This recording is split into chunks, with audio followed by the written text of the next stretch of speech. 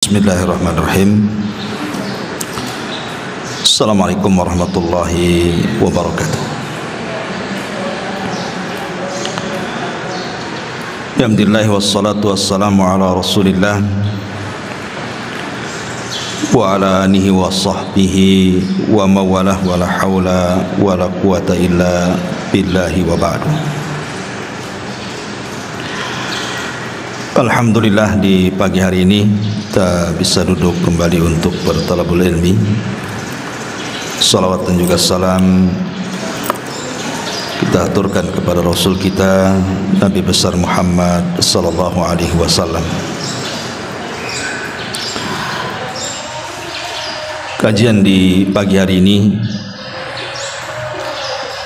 kita akan membahas satu hadis Nabi sallallahu alaihi wasallam yang sangat pendek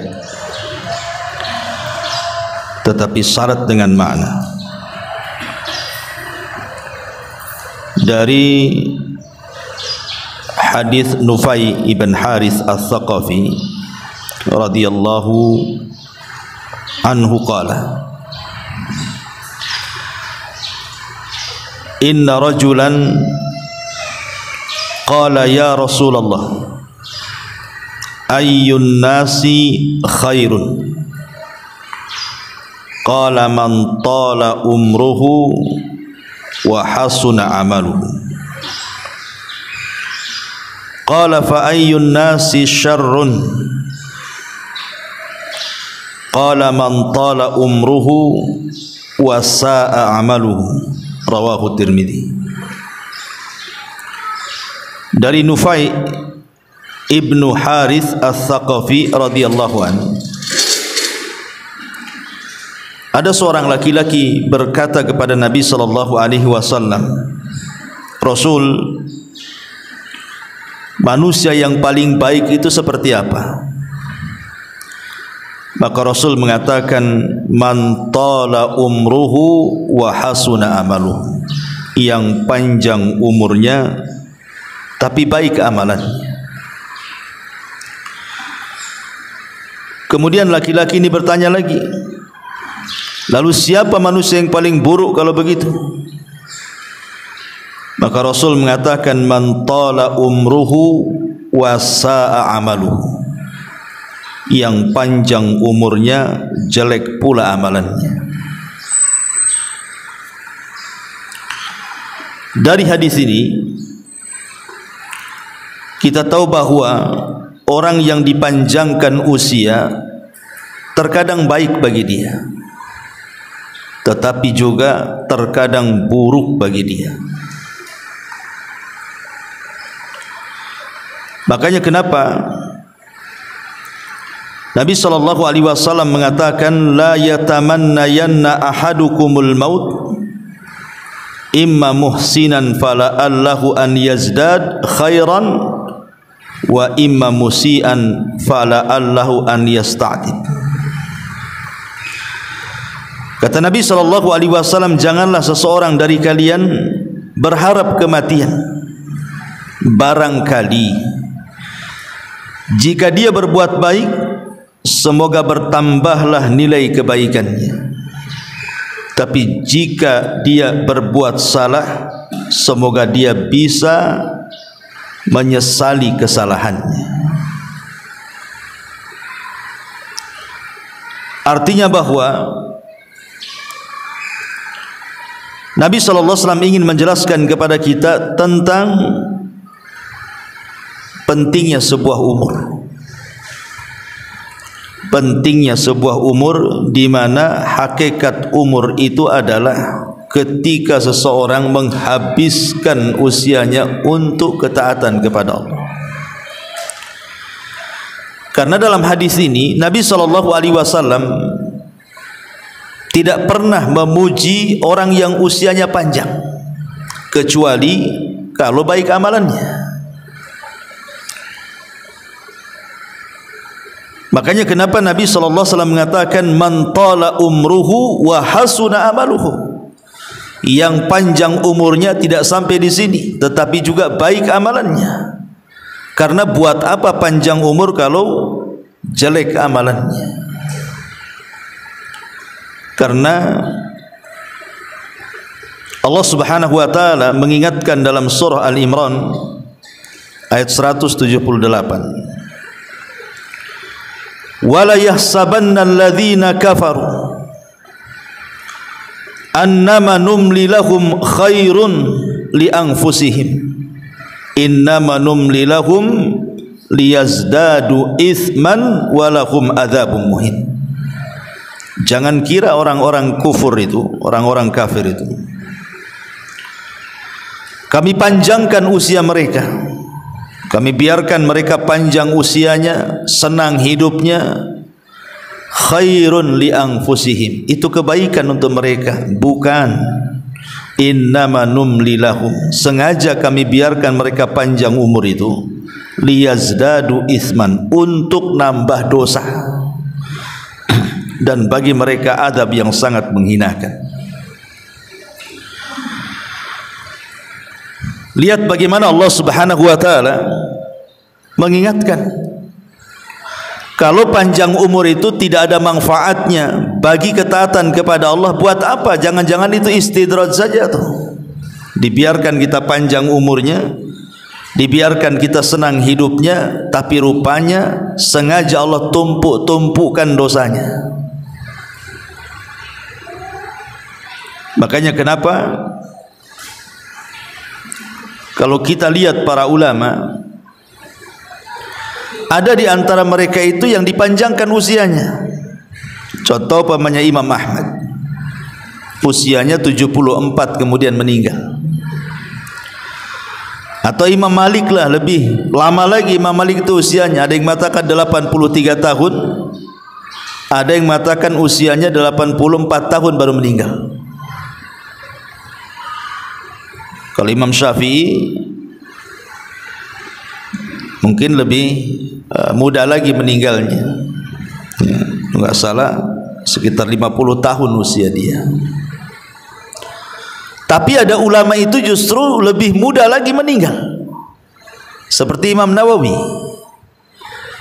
yang kitabnya sudah kita kaji kemarin, Arba'in Nawawi, itu di usia 44 tahun meninggal, tapi membuahkan karya yang luar biasa. Tidak ada satupun ma'had atau pesantren di negeri ini kecuali membaca kitabnya Arba'in Nawawi, ataupun karya lainnya Riyadhus Shalihin, atau karya lainnya Syarah Sahih Muslim, dan banyak ya karya-karya beliau berkah. Walaupun pendek usianya tapi berkah. Tapi banyak orang-orang yang dipanjangkan usianya sampai mungkin 100 tahun lebih, tidak pernah dikenang namanya karena tidak berkah umurnya. Lah yang kita inginkan, kalaupun kita berdoa kepada Allah Subhanahu wa taala dipanjangkan umur itu, maksudnya untuk memperbanyak ketaatan. Dan itulah doa yang didoakan oleh Rasul kepada Anas bin Malik kan. Ketika ibunya membawa Anas bin Malik, usianya Anas ketika itu 10 tahun, datang kepada Rasul dan mengatakan, ya Rasulullah, wahai Rasul, ini Anas putraku, jadikan dia pembantumu dan doakan dia juga. Apa doa Nabi? Allahumma aktsir malahu wa waladahu wa barik lahu fima a'taitahu. Ya Allah, perbanyak hartanya, perbanyak anaknya, dan berkahilah apa yang akan kau berikan kepadanya. Jadi Nabi SAW tetap mendoakan Anas itu untuk diperbanyak hartanya, dipanjangkan umurnya, diperbanyak keturunannya, dan tidak lupa kata Rasul wabarik, dan berkahi juga. Karena kalau umur diberkahi itu, alhamdulillah, itulah sebaik-baik manusia. Makanya kata Anas bin Malik radhiyallahu anhu setelah lama begitu yang meninggalnya Rasul, kata Anas bin Malik radhiyallahu mengatakan, fa wallahi inna mali lakatsir wa inna waladi wa walada walidi la yata'adduna ala nahwil mi'atil yawm.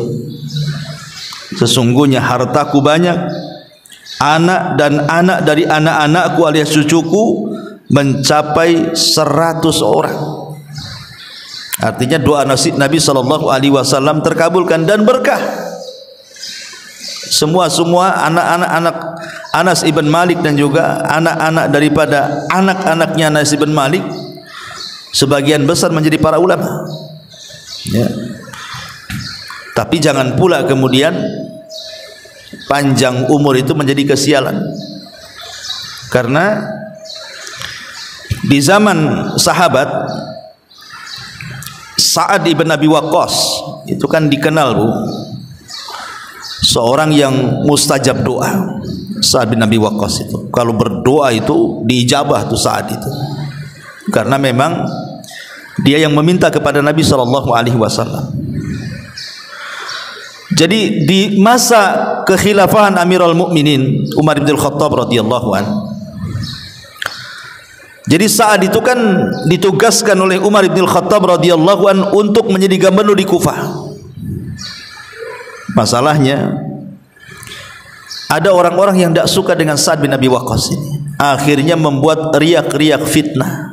Difitnah dia, katanya Sa'ad ini sholatnya nggak beres, katanya Sa'ad ini nggak serius dalam memimpin penduduk Kufah, macam-macam lah fitnah yang diberikan kepada Sa'ad. Akhirnya sampailah di telinga Umar bin Khattab, dipanggil, dicopot dari jabatannya, kemudian diganti oleh Ammar bin Yasir.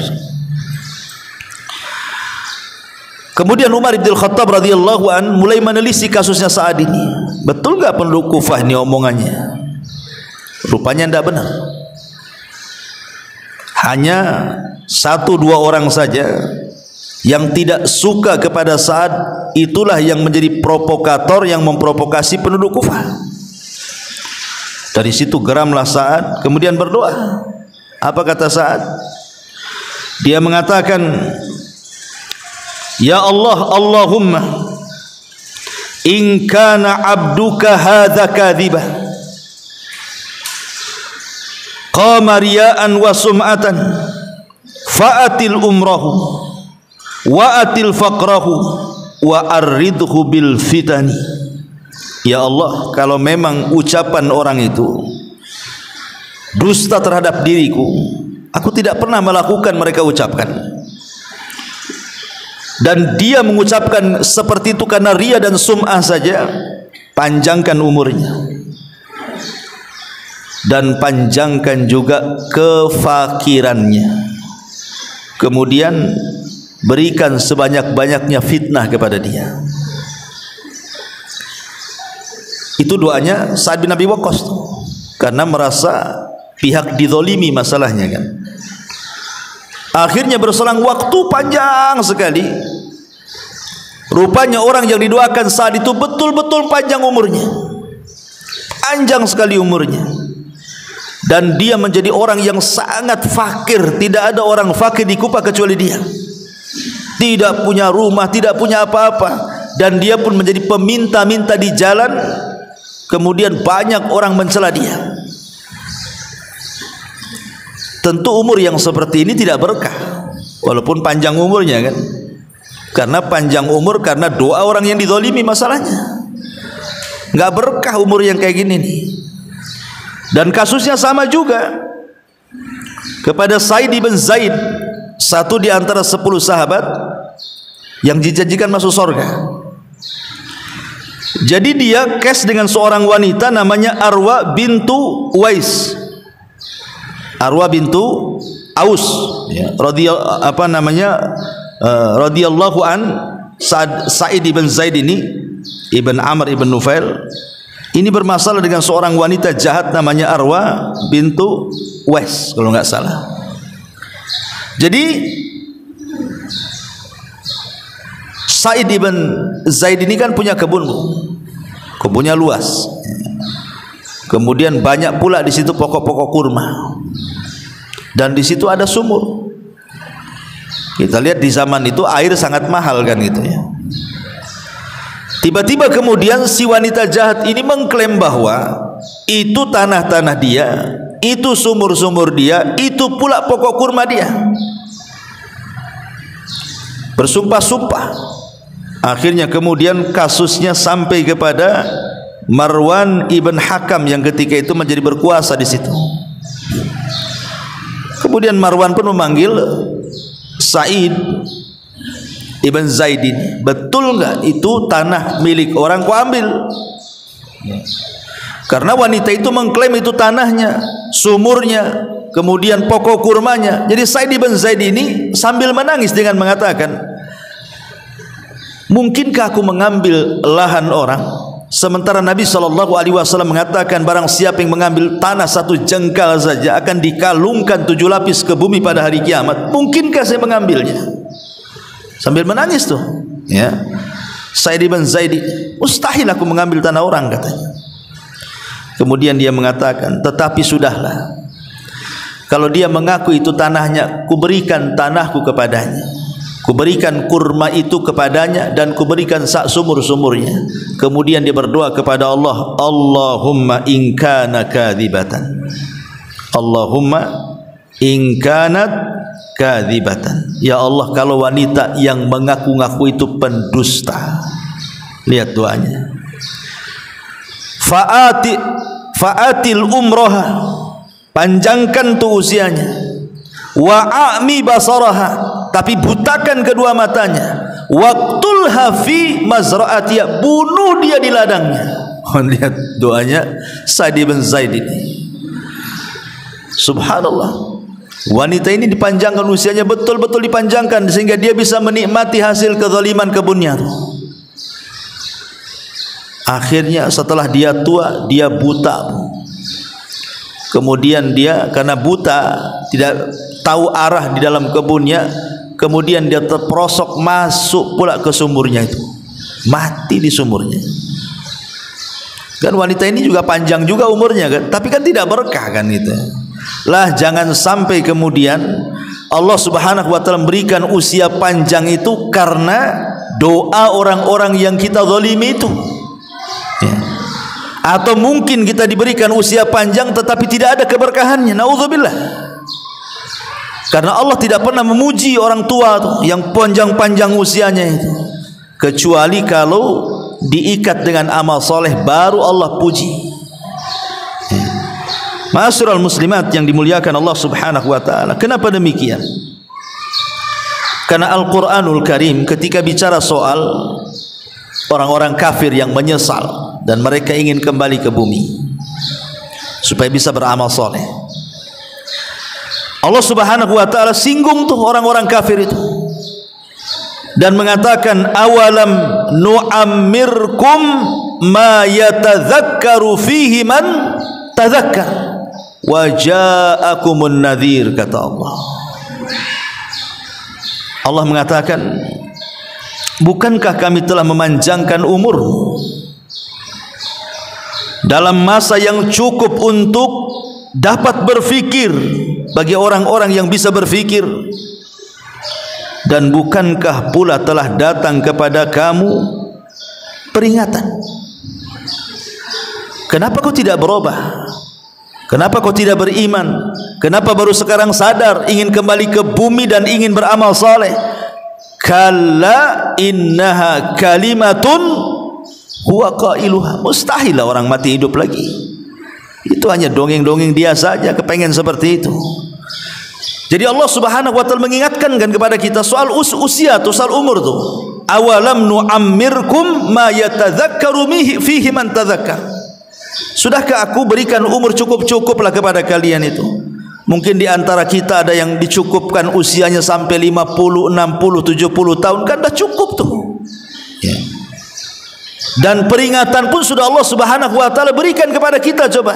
Mulai daripada rambut putih itu kan peringatan tuh. Oh, dengan rambut uban itu tandanya kita sudah menua dan sudah mendekati ajal. Kemudian dengan banyaknya penyakit yang Allah berikan kepada kita, yang dulu ketika di masa muda jaranglah penyakit-penyakit itu muncul, sekarang muncul pula sudah tua. Itu juga peringatan bahwa kita sudah dekat kan itu ya. Belum lagi mungkin sekarang ibu mendengarkan ceramah-ceramah, ya, ngaji setiap minggu entah berapa kali, atau mungkin di YouTube, di radio, di televisi, baca makalah, mungkin dinasihati temannya. Kurang apa itu peringatan yang Allah kirim kepada kita itu? Awalam nu'ammirkum, bukankah aku sudah kasih umur? Kenapa kau tidak mengambil pelajaran dari peringatan itu? Maksudnya gitu. Atau mungkin melihat teman-teman yang sudah meninggal duluan daripada kita pula yang mandikan, kita pula yang kafankan, kita pula yang kuburkan. Tak juga diambil peringatannya. Hadis ini Allah Subhanahu wa taala ingin ingatkan kita bahwa di balik usia itu ada peringatan di situ. Ma'asyiral muslimat yang dimuliakan Allah Subhanahu wa taala. Makanya kenapa Nabi SAW sampai mengatakan, laisa ahadun afdal indallahi min mu'minin yu'ammaru fil Islam litasbihihi wa takbirihi wa tahlilihi. Kata Rasul, tidak ada seseorang yang lebih afdal di hadapan Allah. Tidak ada satupun manusia yang lebih afdal di sisi Allah Subhanahu wa taala kecuali seorang mukmin yang dipanjangkan umurnya, tetapi ia gunakan untuk tasbih, untuk tahmid, untuk takbir, untuk tahlil, alias mengingat Allah Subhanahu wa taala. Baru tuh kalau seandainya usianya dipanjangkan dalam rangka mengingat Allah, itulah sebaik-baik manusia di sisi Allah Subhanahu wa taala. Masalahnya, Bu, terkadang Nabi SAW kan sudah mengatakan dalam hadisnya, al-mu'minul qawi khairun wa ahabbu ilallah minal mu'minidh dhaif. Mukmin yang kuat itu lebih baik dan lebih dicintai Allah dibandingkan mukmin yang lemah. Wa fi kullin khairun. Kemudian kata Nabi SAW, namun keduanya tetap memiliki kebaikan. Baik mukmin yang kuat ataupun mukmin yang lemah, dua-duanya memiliki kebaikan. Walaupun Allah lebih mencintai mukmin yang kuat dibandingkan mukmin yang lemah, tapi dua-duanya ada sisi baiknya. Kemudian Nabi SAW mengatakan, ihris ala ma yanfa'uk, ihris ala ma yanfa'uka wasta'im billahi wala ta'jaz, wa in asabaka syai'un fala taqul law anni fa'altu kana kadza wa kadza, walakin qul qaddarallah wa ma syaa fa'al. Kata Nabi SAW, bersemangatlah atas hal-hal yang bermanfaat bagimu. Maknanya apa? Kita disuruh meraih sesuatu yang bermanfaat bagi kehidupan kita. Karena ada manusia itu yang di depannya alat-alat itu bisa dimanfaatkan sebenarnya untuk akhiratnya, tapi dia tidak mau ngambil manfaat, itu masalahnya. Contoh yang sederhana saja, handphone lah. Handphone ini sebenarnya barang yang sangat bermanfaat sebenarnya untuk akhirat kita tuh. Karena di handphone itu ada Al-Quran, di handphone itu ada hadis-hadis Nabi. Sekarang ini kan ada ceramah-ceramah, ada wejangan-wejangan, ada artikel-artikel agama. Seolah-olah disingkat yang dulu ibu itu ya, kalau ingin membaca sebuah artikel atau ingin mengetahui sesuatu harus beli buku dulu tuh. Zaman dulu kan harus beli buku, Bu. Saya aja dulu waktu masih di pesantren itu kepengen buku ini, Bu, harus beli, ngumpulin duit, beli kitab. Dan harganya itu, kitab itu mahal di zaman dulu tuh. Alhamdulillah, Allah mudahkan, kitabnya sudah di handphone sekarang. Qurannya sudah ada di handphone, tafsir-tafsirnya ada di handphone, syarah-syarahnya, semua syarah-syarah hadis-hadis ada di handphone semuanya. Subhanallah, artinya handphone ini kalau kita bisa manfaatkan, bisalah mengarahkan kita ke sorga dengan usia kita yang kita habiskan depan handphone ini. Tapi berapa banyak yang ngambil manfaat dari handphone itu coba? Kebanyakan orang pegang handphone itu ya untuk kakak saja itu tuh, tertawa dari pagi sampai malam kan itu. Atau mungkin hanya untuk nonton yang tidak jelas dari pagi sampai malam saja. Ingat, semua akan dipertanggungjawabkan soal usia yang lewat dari kita. Satu nafas, hentakan nafas saja akan dipertanggungjawabkan. Karena itu menyangkut umur, itu menyangkut waktu masalahnya. Makanya kenapa kemudian para ulama salaf seperti Imam Ahmad ibn Hanbal rahimahullahu ta'ala ketika ditanya, kaifa asbahta ya imam? Imam, bagaimana engkau memasuki pagi harimu? Apa kata Imam Ahmad? Qala, dia mengatakan, fi umrun yanqus wa dhunubun tazid, katanya. Apa kata beliau? Umurku makin berkurang sementara dosaku makin bertambah. Ini yang ngomong Imam Ahmad, yang hari-hari dia habiskan waktunya untuk mencatat, membaca dan berdakwah. Tapi dia mengatakan ketika ditanya macam mana pagi hari wahai imam, dia mengatakan setiap pagi umurku berkurang tapi amalanku tidak pernah bertambah. Persis daripada ucapan salafnya. Siapa? Abdullah ibn Mas'ud radhiyallahu anhu, yang mengatakan, ma nadimtu ala syai'in nadami ala yaumin gharabat syamsuhu naqasa fihi umri wa lam yazid fihi amali. Kata Abdullah ibn Mas'ud radhiyallahu anhu, tidak ada sesuatu yang aku sesalkan dalam hidupku, katanya, daripada penyesalan ketika satu hari lewat bagi diriku, berkuranglah umurku tapi tidak pula bertambah pula amalanku, katanya. Ini kan ulama-ulama salaf luar biasa, karena mereka ingin bahwa umur yang lewat bagi mereka itu ya bermanfaat gitu, bukan hanya lewat begitu saja dengan menghabiskan kebiasaan-kebiasaan yang tidak ada manfaatnya. Sehingga para ulama itu sampai mengkiaskan, ibu kalau dalam berniaga, namanya ibu seorang peniaga lah, tentu yang ibu harapkan apa? Modal. Seorang peniaga itu yang diharapkan adalah modal besar. Makin besar modalnya, makin besarlah keuntungannya. Itulah seorang pedagang. Lihat para pembisnis itu, sampai mereka untuk cari modal itu sampai utang-utang orang, kan begitu. Karena itulah ra'sul mal, itulah pokok harta dalam dunia perniagaan, itu modalnya tuh. Besar tidaknya sebuah keuntungan ditentukan oleh modal. Makin besar modalnya, makin besar untungnya. Kalau kecil modalnya, ya kecil juga keuntungannya lah. Tidak mungkinlah ibu usaha modal 200.000 pengen untung 10 juta, dari mana? Ya kalau ingin punya untung 10 juta per bulan, ya modalnya pun harus ratusan juta, kan begitu.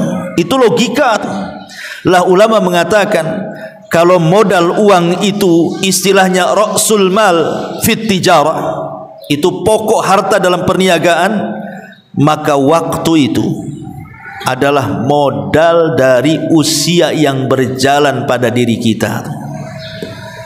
Jadi waktu itu modal kita. Jadi kalau kita ingin untung di akhirat, mendapatkan surga Allah Subhanahu wa taala, perbesar modalnya. Artinya apa? Gunakan waktu dalam usia kita ini sebaik mungkin, gitu loh. Makin banyak kita gunakan waktu ini untuk beribadah kepada Allah Azza wa Jal, berarti makin besar keuntungan kita di akhirat tuh. Tapi makin sedikit waktu yang kita gunakan untuk beribadah, ya jangan harap ingin mendapatkan keuntungan besar di akhirat. Makanya ada istilah ad-dunya mazra'atu lil akhirah. Dunia ini tempat bercocok tanam untuk dituai hasilnya di akhirat, kata ulama. Ya. Ma'asyiral muslimat yang dimuliakan Allah Subhanahu wa taala. Maka kalau kita sudah tahu betapa pentingnya umur itu, maka orang yang cerdas, kata Rasul, al-kayyisu man dana nafsah wa amila lima ba'dal maut. Orang yang cerdas itu orang yang introspeksinya terus, ya, setiap hari. Kalau bisa hari ini lebih baik daripada hari kemarin, besok harus lebih baik daripada hari ini, lusa lebih baik daripada besok, dan begitu seterusnya. Persis seperti perkataan Imam Ghazali, man kana yaumuhu khairan min amsihi, barang siapa yang hari ini lebih baik dibandingkan kemarin, fahuwa rabih, maka dia beruntung. Wa man kana yaumuhu, kata Imam Ghazali, mithla amsihi fahuwa khasir. Siapa yang hari ini sama aja dengan hari kemarin pun gak ada bedanya, maka rugilah dia. Wa man kana yaumuhu syarran min amsihi fahuwa halik. Tapi kalau hari ini lebih buruk dari hari kemarin, binasalah dia. Itulah orang cerdas, orang yang introspeksi itu. Bagaimana hari ini harus lebih baik daripada hari kemarin.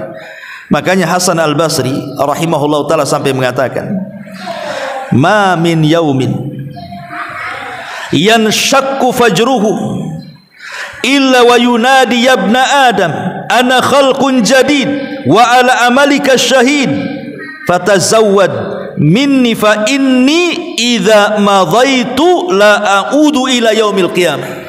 Apa kata Hasan Al-Basri? Tidak ada satu hari yang fajar terbit pada hari itu kecuali dia akan berseru, wahai anak Adam. Siapa yang berseru? Maksudnya pagi-pagi itu, si pagi itu akan berseru, wahai anak Adam, sesungguhnya aku adalah makhluk baru terbit, ya. Aku akan menjadi saksi terhadap amalan-amalanmu hari ini. Maka berbekalah dariku, karena sesungguhnya apabila aku telah berlalu, aku tidak akan pernah kembali sampai kiamat. Seolah-olah Hasan Al-Basri ingin mengatakan, kalau seandainya matahari terbit di pagi hari itu bisa bicara gitu maksudnya, maka matahari itu akan ngomong sama kita seperti itu dan mengatakan, saya ini makhluk yang baru terbit hari ini, sesungguhnya aku akan jadi saksi untuk amalan-amalan kalian di hari ini. Maka berbekalah dariku, karena kalau aku berlalu tidak akan pernah kembali sampai hari kiamat. Makanya ada istilah kemarin sesuatu yang mustahil untuk diulang, besok sesuatu yang mustahil untuk kita dapat karena belum terjadi. Yang memungkinkan hari ini yang berjalan, yang mungkin kita bisa manfaatkan. Itulah salah satu perkataan Hasan Al-Basri rahimahullahu ta'ala. Ma'asyiral muslimat yang dimuliakan Allah subhanahu wa ta'ala, manusia ini pasti akan dapat ujian. Manusia pasti akan diuji. Tidak mungkin tidak. Kita ini akan diuji. Entah diuji dengan kesehatan sehingga kita lama terbaring sakit, entah diuji dengan ekonomi sehingga kita stres setiap hari mikir cari duit, entah diuji dari pasangan lah gitu. Ibu asik mikir suaminya saja pengen bayi, sibuk diuji dengan anak-anaknya, rutinitasnya sibuk dengan anak-anaknya saja. Pertanyaannya, apakah sepanjang waktu Bu, ibu harus disibukkan dengan perkara-perkara seperti itu sampai tua gitu, kemudian mati? Lalu apa hasilnya? Memang manusia akan diuji gitu maksudnya ya, tapi bukan berarti kemudian ujian itu menyibukkan kita terus menghadapi sampai waktu berjalan lalu, akhirnya kemudian mati hanya memikirkan apa yang Allah ujikan kepada kita. Kalau bisa ya gitu ya, kalau bisa ya, ujian memang ujian. Adalah hari-hari mungkin yang buat kita stres, buat kita bingung kan, tetapi bukan berarti kita tidak bisa beribadah kepada Allah ya. Sakit-sakit iya sakit, tapi kalau bisa lisan tetap berzikir ya. Boleh jadi mungkin ibu stres kadang-kadang dengan suami, dengan anak-anak, tetapi luangkan waktu juga untuk beribadah kepada Allah Azza wa Jalla. Sebab disitulah kadang-kadang manusia diuji itu. Kalau sudah sakit udah lupa ibadah kan begitu. Kalau sudah miskin gitu ya, sudah susah cari uang, jangankan cerita hadir di majelis taklim, ke masjid solat pun tidak. Ini kan masalah ya. Atau diuji dengan kekayaan, makin lupa diri pula dia. Nah, jangan sampai kemudian waktu berlalu akhirnya tidak ada pula lah yang bisa kita manfaatkan dalam hidup kita dengan ibadah dan memperbanyak pahala di hadapan Allah karena sibuk tadi menghadapi ujian tadi. Karena begini ya, ada sebuah syair yang mengatakan, tazawwad minat taqwa fa innaka la tadri idza janna al-lailu hal ta'ishu ila al-fajri wa kam min sahihin mata min ghairi illatin wa kam min alilin ashahinan minad dahri fakam min fatan amsa wa asbaha dhahikan wa qad nusijat akfanuha wa huwa la yadri wa kam min sigarin yurtaja tula umrihi wa qad udkhilat ajsamuhum zulmatal qabri. Seorang penyair mengatakan, ada mengatakan di perkataan Imam Syafi'i rahimahullahu taala, berbekalah ketakwaan, karena sesungguhnya engkau tidak tahu jika malam telah tiba apakah engkau masih bisa hidup hingga di pagi hari. Kita tidak tahu kalau sudah tidur, Bu, apa ibu bisa bangun lagi? Tidak ada yang tahu ya.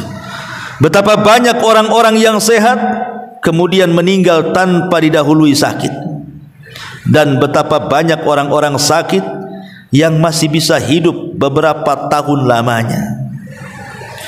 Berapa banyak pemuda yang tertawa di pagi hari dan petang harinya, padahal kain kafan mereka sedang ditenun dalam keadaan mereka tidak sadar.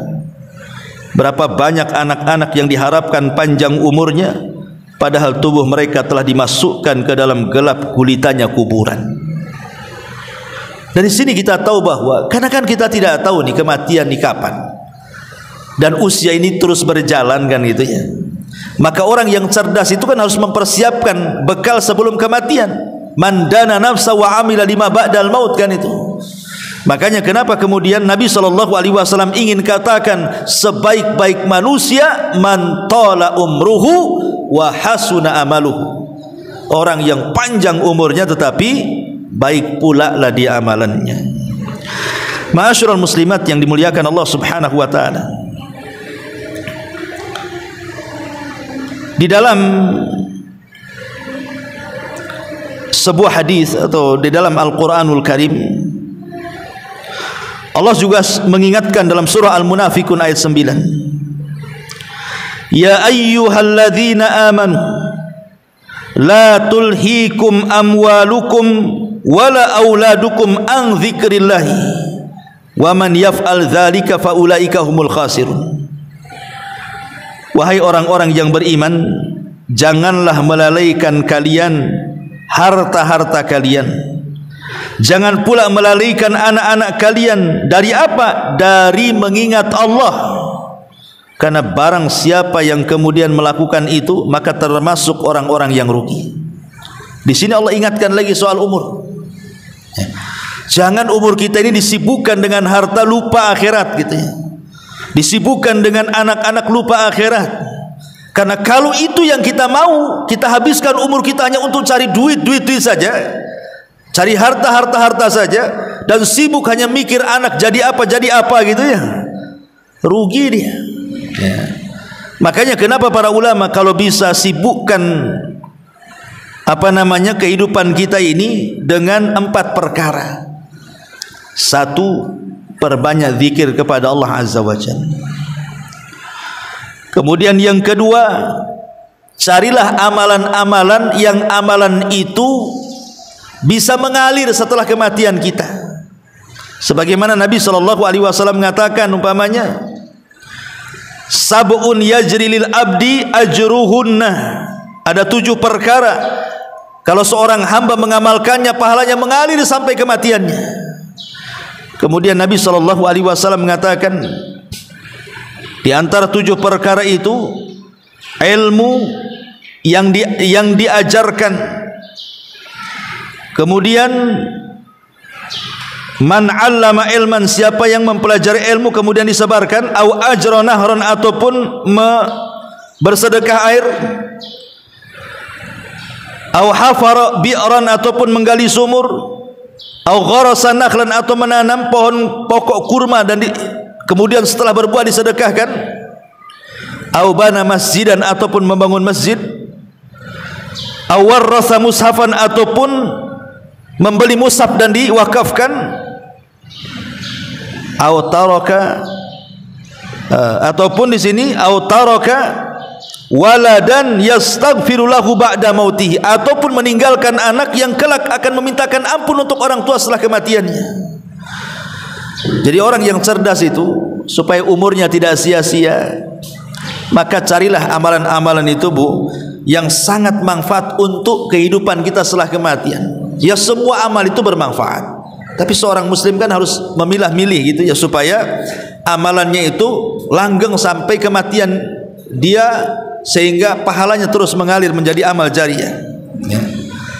Ma'asyiral muslimat yang dimuliakan Allah Subhanahu wa taala ya.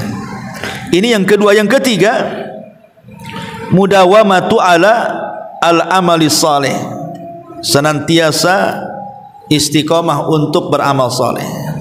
Istiqomah beramal saleh itu artinya tidak apa-apa, Bu, amalan itu sedikit, tapi yang penting terus-terusan. Karena Allah itu tidak akan bosan dengan amalan kita, kita yang akan bosan untuk beramal.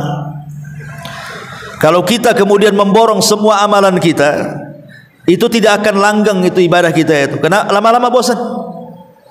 Makanya sedikit-sedikit tetapi tidak membosankan, yang penting terus-terusan, itu jauh lebih baik. Kata Rasul, khairul a'mal adwamuha wa in qalla, sebaik-baik amal itu sedikit tapi terus-terusan ya. Sedekah ya, mungkin sedekah tak banyak ya, 100-200 ribu, banyak lah Ustaz itu ya, 10-20 ribu, oh masih banyak, ya udahlah 1000-2000 lah kan gitu. Yang penting kan terus-terusan tuh ya, tidak terputus sedekahnya ya. Karena ini yang diinginkan itu adalah fa amma man a'ta wattaqa wa saddaqa bil husna fasanu yassiruhu lil yusra. Yang kita inginkan itu fasanu yassiruhu lil yusra, sudah mudah jalannya, Allah mudahkan ya. Sudah mudah kita sedekah dengan walaupun tak banyak kan terus-terusan tuh, makin Allah mudahkan lagi, sehingga nanti ditutup kematiannya dengan itu. Awalnya apa? Membiasakan ibadah. Makanya kalau banyak-banyak ibadah nanti bosan. Kalau sudah bosan malas, kalau sudah malas ditinggalkan pula ibadah itu. Tapi kalau sedikit-sedikit ibadahnya itu, dia minimalnya tidak akan bosan dan terus-terusan. Boleh jadi Allah tutup usianya dengan itu. Itulah makna fasanu yassiruhu lil yusra itu artinya ya. Atau yang keempat, al-bathu anit ta'ati wal musara'ati bil khairat, berlomba-lomba dalam kebaikan. Kata Nabi SAW, siapa yang mengunjungi orang sakit hari ini? Kata Abu Bakar, saya. Kata Nabi SAW, siapa yang puasa hari ini? Kata Abu Bakar, saya. Kemudian Rasul mengatakan, siapa yang mengikuti orang ke jenazah ke kuburan? Kata Abu Bakar, saya. Kemudian kata Nabi SAW, siapa yang berpuasa, kemudian memberi makan, kemudian tadi orang sakit, jenazah. Kemudian Abu Bakar mengatakan, semua saya tuh. Kata Nabi SAW, siapa yang terkumpul 4 perkara dalam satu waktu, maka diwajibkan dia masuk surga tuh. Pertama puasa, memberi makan fakir miskin, mengunjungi orang sakit, dan mengantar jenazah ke kuburan. Itu yang dilakukan Abu Bakar Siddiq radhiyallahu anhu. Itu yang disebut dengan fastabiqul khairat, nanti berlomba-lomba dalam kebaikan. Ma'asyiral muslimat yang dimuliakan Allah Azza wa Jalla, ini diantara faedah daripada hadis man tala umruhu wa hasuna amaluhu. Ya, maaf ya, mungkin tidak ada terjawab. Ini hari ini saya ada jadwal baru di Batu Besar ya, jadi saya harus cepat ya. Kalau di tempat sama sudah sawar ini di belakang saya kalau bisa dikejar kan, tapi kalau di Batu Besar ini agak jauh pulang gitu. Jadi saya sampai di sini saja. Subhanallah.